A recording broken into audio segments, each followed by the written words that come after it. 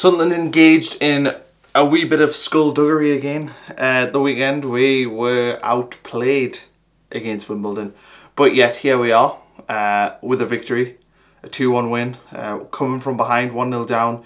Wimbledon just couldn't put away their chances. That was the story of the game from what I've seen. Didn't watch it live. The game was working on Saturday, so it didn't get the full picture as I did the previous games we played this year, but by the looks of things we didn't deserve anything. But hey, 1-0 down, going at half time. We've managed to keep that at 1-0 by miracle really, but we did. Second half, he's put a rocker up their arse. You know, Jack Ross has obviously had a good team talk, be good. I wonder if Netflix will be in there recording that one. That'll be interesting. So yeah, the team talk obviously worked. Cattermole was superb, and obviously with the theme of this video 2 weeks ago was whether or not Lee Cattermole should be, you know, staying at Sunderland. But if he continues playing the way he is, I mean, the thing is it's like, you know, counting your chickens early, isn't it? He's played 4 good games, but he has given 2 years of rubbish. So I don't want to say like, yes, Team Cattermole, he is the man, but at the minute you don't knock his performance. Fair to him, he's bounced back. It would have been easy for him to shirk the challenge, and you've got to give him credit. So he's earned a bit of respect. I think he's probably earned some pride in himself, because as much as he tried and whatnot, he will have known his performances weren't good enough over the last couple of years. So it's nice to see him, you know, sort of get back to what he was. So I was happy with his performance, and obviously performing Lee Cattermole at this level is superb. So it's only good news for Sunderland fans. So I didn't understand the whole, like, you know, you slated Cattermole, so, you know, haha.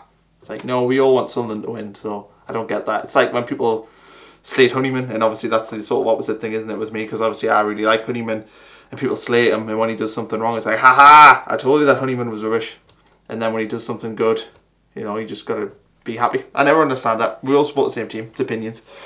And if, you know, you don't like a certain player and I don't like a certain player, argue the point. But I think it's like, you know, we all want Sunderland to win, so we're obviously happy when Sunderland are winning games. And if Lee Cattermole's part of that, then happy days. But if Lee Cattermole, like he had done the previous 2 years, you know, I'm not saying he was directly at fault. I'm not saying that, you know, at all. But he's been part of a losing team for the last 2 years. So yeah, he deserved the flack. You know, I'm not going to take back a lot of what I said, because, you know, he did deserve the flack. And he showed character, and he's won a lot of respect from me.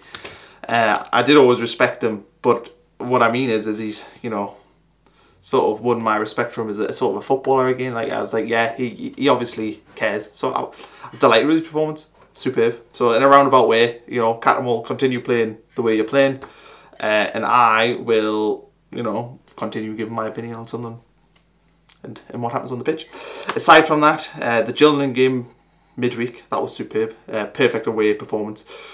Went 1-0 down, bounced back, resiliency. We showed that again against Wimbledon. But you go down and you away from home, and you turn it around and win twice in a week. Impressive. 4-1, flattering again. Probably to say we even deserve to win would be, you know, I mean, you score 4 goals, so you deserve to win. But on the flip side of all that, you know, we weren't great. So it's, you know, it's one of them. Got to be happy with the points. Got to be happy with 6 points from that. And when you're not playing great, like, I think it's fair to say we haven't played great this week, and you've picked up 6 points away from home, 2 road games. Road games? That's very American. 2 away games. You've got to be happy. So yeah, I think Sunderland fans have got a lot to be you know, thankful for at the minute. Very happy with the way things are going. Coming up, I've got a big game on Saturday against Oxford. Oxford got that monkey off the back with a win. Is that a positive or a negative for Sunderland? I'm not sure, because obviously if they came into that Sunderland game losing 5 in a row, oh, you've seen this rodeo many times before. A team will come to the same light and nick a dodgy 1-0. Now they've won that game, you've got that, yeah, they've got a bit more confidence, but they're also not, you know, wounded like they were previously.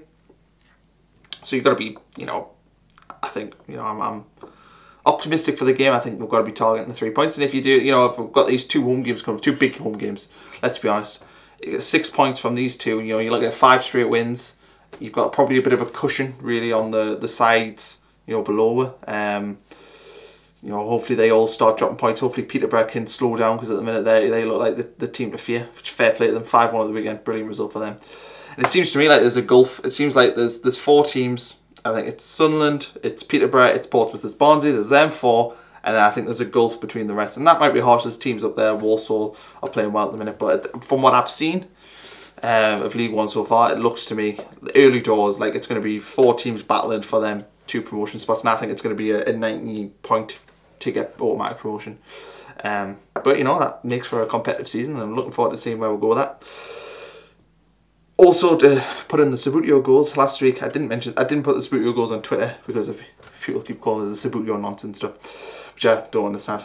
Irrespective of all that though, I will put the Subbuteo goals in there. First one, Lee Catmull follows up his effort, puts it in, happy days. Hopefully we're playing over my face right now, the video. Second one, superb volley, striker's finish, you know, doesn't look like a guy who scored, what, 6 goals or something, 5 goals forward before, well, 5 goals now, he scored 3 goals before, I think. Took it brilliantly, you know, confidence is oozing out of him. You know, you can see from that Sheffield Wednesday game, he's just built on his performances. So that's a massive, massive, massive positive for Sunderland to have a firing Lee Catmull to go back onto that point. Also got the last week, the deadline this week, so I think 2 possibly in. Certainly from what I've heard, I think 2, they want 2. Maybe end up with 1, but they want 2. As for the outgoings, I don't see Catmull leaving. I just don't see it happening. I know that he's played well this last week, and he might have, you know, garnered some interest, but I don't think anybody's paying his wages. So I think Catmull's staying. That's good for Sunderland. Oviedo, he's a bit of a different one, because I can honestly see, we were talking about it on the podcast with James Hunter, I can see a team panicking, sort of panic behind him. A Premier League team or a Championship team, maybe needs a left back, maybe wants someone who can offer something slightly different. Oviedo I can't see leaving, which would be a crying shame, but we've got Reece James, who's a perfectly good left back. Does make you wonder if they'll need to bring in a defender though, because you know Tom Flanagan will then be expected to cover centre back, right back, left back, and you can't cover 3 positions, you know, because 2 players go down, he can't play 2 positions. Fundamentally it won't work. So it'll be an interesting week for Sunderland, heading into the Oxford game.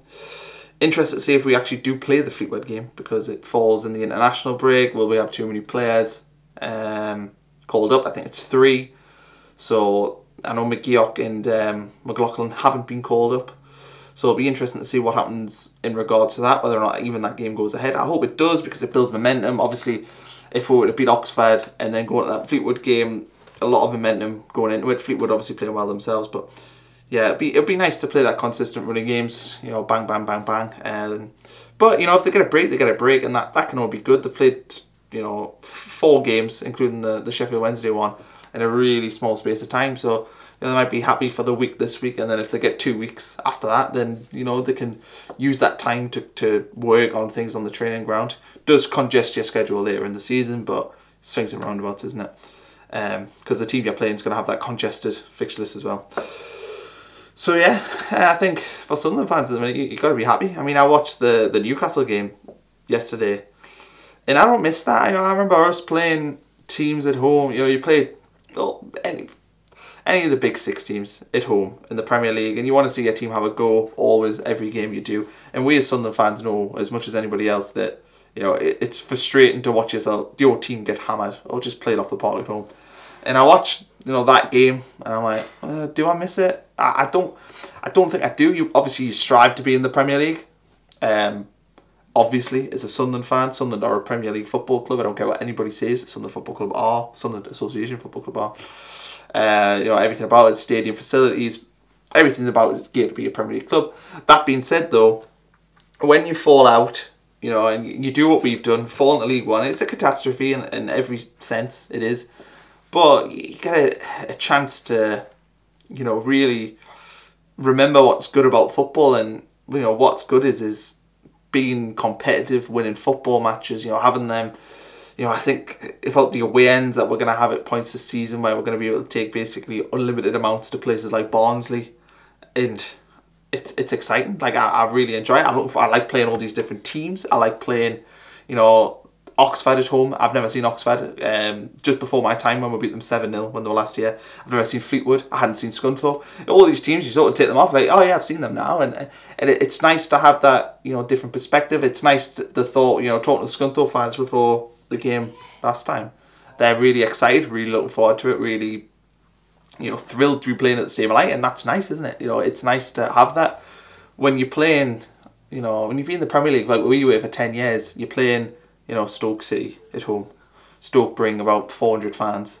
Our fans, you know, aren't that interested. Obviously, you want to win. You know, they're interested in every sense, but it's just nothing interesting about the fixture playing Stoke at home when we're in the Premier League, and they had been for so long. And now it feels like it's something to look forward to every game.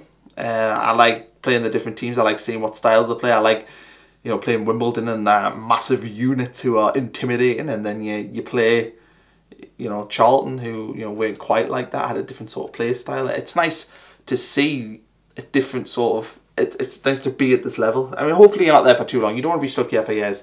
But if we'll come down and come back up, it's going to have been a great season, and one probably most people are going to remember very, very fondly. I've certainly got fond memories already, even if it doesn't turn out to be a great campaign. I've enjoyed the early start of the season. So I think there's a lot to be thankful for. You know, the fact is we've went down 2 levels. It's a disaster, but we've got rid of the poison really at the club. You know, the ownership, the bad directors and everything else. We've got something fresh. We've got something that we all can see the results already coming from. You know, Stuart Donald, Charlie Methven, Juan Sartori just seem to have got the club straight away and understood what it was about. The management all seems to be working. You know, I like a lot of the players. I like the characters they've brought in. And it all just looks positive. And I think, would I swap that right now for finishing 17th in the Premier League again? Yeah, probably not. It's nice to have that fresh start. I like the fact that Sunderland now is more than just, you know, surviving in the Premier League, 17th every year being the aim. It's not like that, you know, and I don't think even if we get back in the Premier League, it'll probably be different this time. So, yeah, there's a lot to be thankful for. I'm not envious of watching Newcastle, you know, playing Chelsea. Yeah, you do want to play them big games. Obviously, it's brilliant than being in the Premier League for them. But 19% possession, is that fun? Did a Newcastle fan enjoy the game yesterday? I would say probably not. Like, why would you? And yet, when they were in the Championship, they loved it. It was probably the best season they've had. So you think, you look at it, and as fans, the Premier League's not necessarily the be-all and end-all. Obviously, you strive to be there, but it's no fun watching your team get hammered. You know, it's no fun watching the boring Newcastle Cardiff game the other week as well. And I don't want to just continue speaking about Newcastle, but it's a comparison. You know, you look at the difference between the two, and they've had no fun so far this season, and we've had loads of fun. You know, and that's essentially what being a football fan is all about. So I'm just enjoying it. I think it's good. The fans seem to be enjoying it. We're all buying into it, and I just think it seems like a really good ride at the minute, and I hope it just continues. So yeah, I'm happy. I'm happy, and I think most fans are as well. As for the stuff on Roker Report, there was a podcast uploaded this week. I'm not going to say yesterday because I don't know when you're going to watch this. The podcast uploaded on Monday morning for you all to enjoy with James Hunter, and he was really good. I've never really, you know, spoke to James Hunter, so it was nice to speak to him, and sort of he talks a lot about the previous regime and stuff, which is really interesting listening. So he was a good guest. There'll be the extra podcast on Thursday. The extra podcast last week was interesting because we had an American AFC Wimbledon fan on, and Graham did very well on that one for that basis, because it's an interesting listen when hearing people from America support AFC Wimbledon. It's very random. It's never been to a game. It's weird. But credit to him, he's passionate about it, so I don't want to pretend that I'm slating him, because I'm not. You know, it's good. And apart from that, yeah, follow on Instagram, Twitter and all that sort of stuff, and, you know, thanks for watching.